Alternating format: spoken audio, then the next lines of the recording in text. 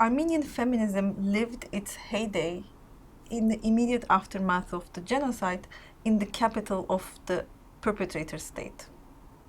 Armenian feminism is vigorous and popular and effective to a certain extent in Istanbul, the Ottoman capital of the time, from 1919 to about 1933.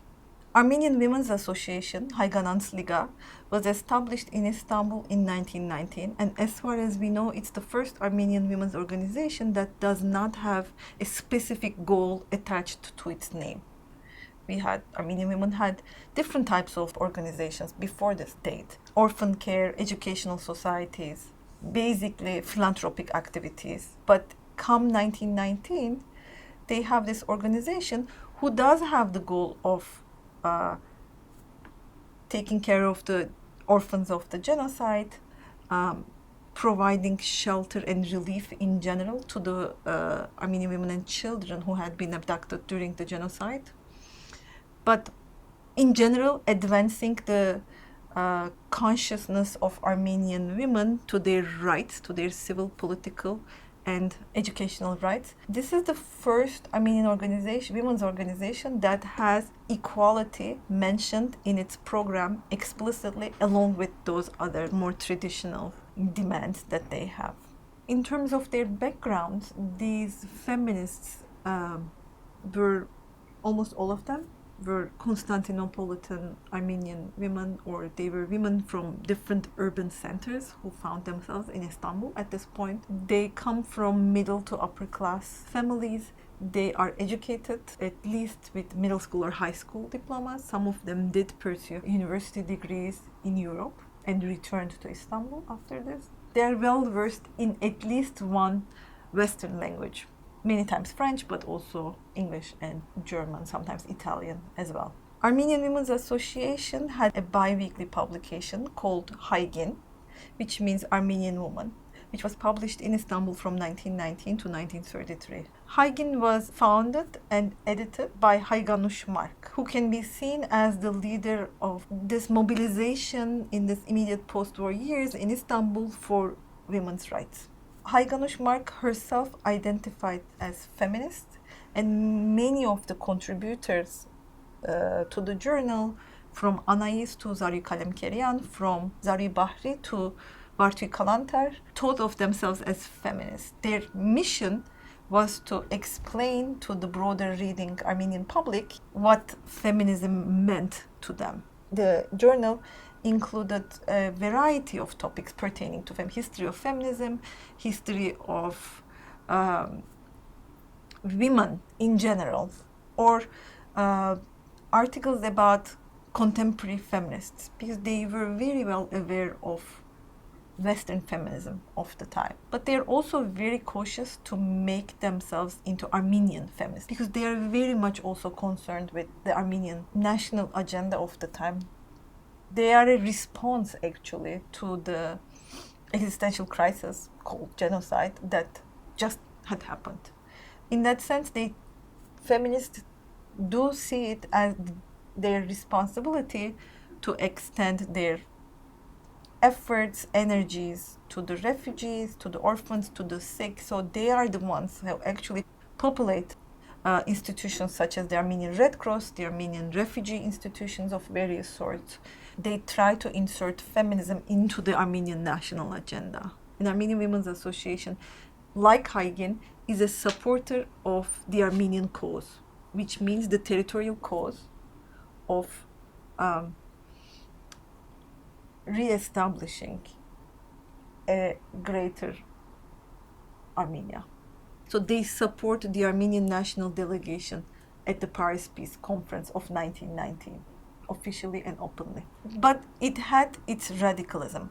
One of the campaigns that these feminists waged from very early on was about membership and representation into the governing bodies of the nation, by which in Istanbul you mean the commissions of the Armenian Patriarchy, Educational Commission, Jurisprudence Commission that was responsible for the churches and the property endowments of the community.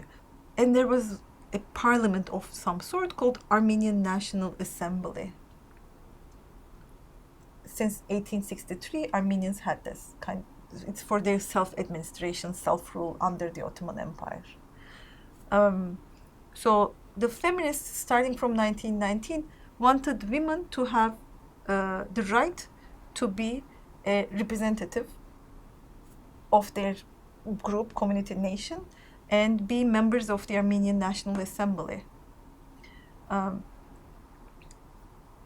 They also wanted women to partake in the educational commission. These commissions had 4 or 5 members. They would endorse textbooks. They would send inspectors to Armenian schools. They would check the teachers and teachers' output. So, and there were a lot of teachers in many Armenian schools who were women already. So they're making this claim that at least one of the members of the Education Commission should be women. Up until 1926, there's no such thing as a civil marriage in the Ottoman Empire or then Turkey. Okay? So it was the church that married people, divorce, inheritance, alimony, childcare of various sorts. This was all governed by the church and by the Jurisprudence Commission of the Armenian Patriarchate. So feminists made the claim that because there were no women in the commission itself, it was their rights were not being protected. They argue that the 1863 constitution, which is the first Ottoman Armenian constitution, does not categorically negate women's rights in the sense that it does not say that women cannot vote. It says that any national individual, Askain Anhad, any national individual over the age of 25 is eligible for vote. So feminists use this, saying that it's an interpretation that by national individual, you assume that it's a male, your subject is male. They also make the argument that they are being taxed because at this time period in 1919, the patriarchate, because it has to deal with all these incoming refugees who are entering Istanbul in desperate states, the patriarchate issues a new tax called fatherland tax, hayrenikidurk, which is a tax that women with some property and income are also obligated to pay. So the feminists are doing this age-old, since post-French Revolution argument that we are paying the tax, but we are not able to make the laws. So they want decision-making power on behalf of their community. It is a real movement for Armenians at this time period that their women want to change things. But even though there are a lot of Armenian men supporters, when it comes to these more radical type of demands, they are not supported by the overall community, or definitely not by the patriarchate itself, which is, or the Armenian National Assembly, which itself is the organization, the institution that they want to have an influence in.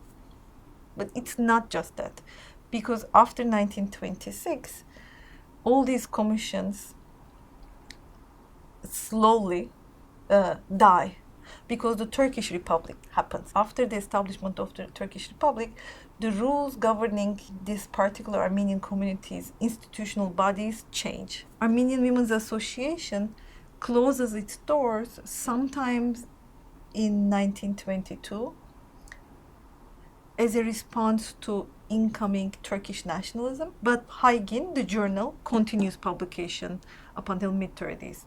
Haygin is the last Armenian women's journal that was published in the Republic of Turkey. After its folding in 1933, because of the political conditions in Turkey, Armenian community, let alone its women, did not have a vibrant movement for change in general in Turkey. They mostly tried to conserve what they had. And this continued up until late 1990s, when a group of young women came together and founded an Armenian feminist group of their own, originally called Hayuhiner, and wanted to learn about their history, which they did not learn from the Armenian schools that they went to, or from the kind of books that they read about the Ottoman and Turkish women's movement. One missed or eclipsed the women Armenians, and the other one, the latter, missed Armenians because they were not the normative citizens or subjects of either the Ottoman Empire or the Turkish Republic.